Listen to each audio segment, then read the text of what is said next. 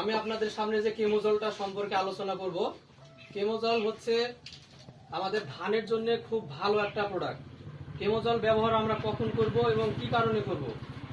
ধান যখন বালি গামড় অবস্থায় হবে এবং ধানের বয়স যখন 40 থেকে 45 দিন বয়স হবে, তখন ধানটা পেটটা মোটা মোটা হয়। এই অবস্থায় যদি আমরা কেমোজলটা ব্যবহার করি তাহলে আমরা বেশ কয়েকটা উপকার পাবো। এর মধ্যে হচ্ছে যে ধানের শীষটা বের হবে, ধানের শীষটা সমতল ভাবে বের হবে, মানে একসঙ্গে ধানের শীষটা বের হবে, আর প্রত্যেকটা শীষ প্রায় সম আকৃতিরই হবে। এবং এতে আরো উপকার হচ্ছে কি, মা পাতা যেটা বলে, সবুজ পাতা, যেটা লম্বা যে পাতাটা বলে ওটা হলো মা পাতা। মা পাতাটা কেমোজল ব্যবহারের ফলে সবুজ ও সতেজ থাকবে এবং প্রতি বিঘাতে 1.5 থেকে 2 মণ ফলন বেশি হবে কেমোজল ব্যবহার করলে। তাহলে এটা কিভাবে বেশি হবে?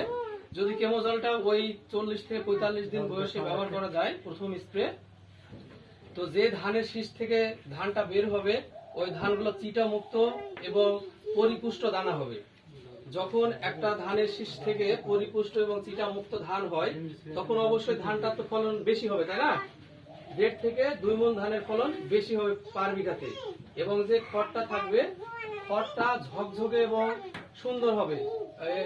অনেক সময় যে পচন ধরে জমিতে, এই পচনটা যদি কেমোজল প্রথম স্প্রে 40 থেকে 45 দিন বয়সে দেওয়া যায় এবং দ্বিতীয় স্প্রে তার 15 দিন পর আরেকবার দেওয়া যায়, ব্যাটে দিয়ে দেবো, তাহলে আমরা আশা করছি যে ওই ধানের জমিতে কি হবে না বলেন তো, পচন আসবে না।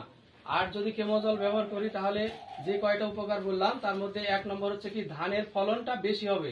কতটুকু বলেন তো? 1.5 থেকে 2 মণ। দ্বিতীয় নম্বর হচ্ছে কি, ধানের কালার হবে ঝকঝকে। তৃতীয় নম্বর হচ্ছে চিটা মুক্ত ধান হবে। যদি ধানটা চিটা মুক্ত হয় অবশ্যই ধানের ফলনটা বেশি হবে। এবং মা পাতা যেটা বলে, মা পাতাটা ধান কাটা অবধি সবুজ এবং সতেজ থাকবে। আর শেষ কথা হচ্ছে, খড়টা আমরা কি পাবো? ঝকঝকে পাবো।